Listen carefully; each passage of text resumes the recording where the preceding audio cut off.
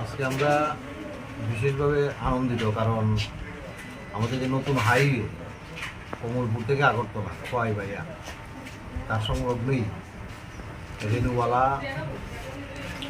Samsung pump মানে BOC যেটাকে বলি আমরা, তার শুভ উদ্বোধন হয়েছে।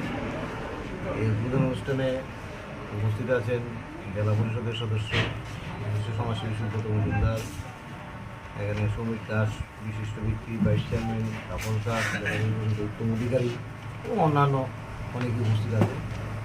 আমরা অত্যন্ত খুশি যে এই যে কর্মসংস্থানের ব্যবস্থা, আজকে একটা পেট্রোল পাম্প এখানে হয়েছে, প্রায় 7-8 জনের অলরেডি কর্মসংস্থান হয়েছে এবং মালিককেও আমরা ধন্যবাদ জানাই এই ধরনের একটা ভালো উদ্যোগ নেওয়ার জন্য। এবং আগামী দিন এটার মধ্যে সিএনজিও অলরেডি পারমিশন রয়েছে, কিন্তু যেমন সময় লাগবে সেটাও কমপ্লিট হয়ে যাবে। এতে করে আমাদের খোয়াইতে বিশেষ করে একটা সিএনজি সমস্যা হয়, আগামী দিন এই সমস্যাটাও নিরসন হবে। তাই সার্বিকভাবে আমরা সবাই অত্যন্ত খুশি এবং সকলের সহযোগিতার মাধ্যমে সেটা আগামী দিন আরও বৃদ্ধি ঘটুক এই আমরা কামনা রাখছি।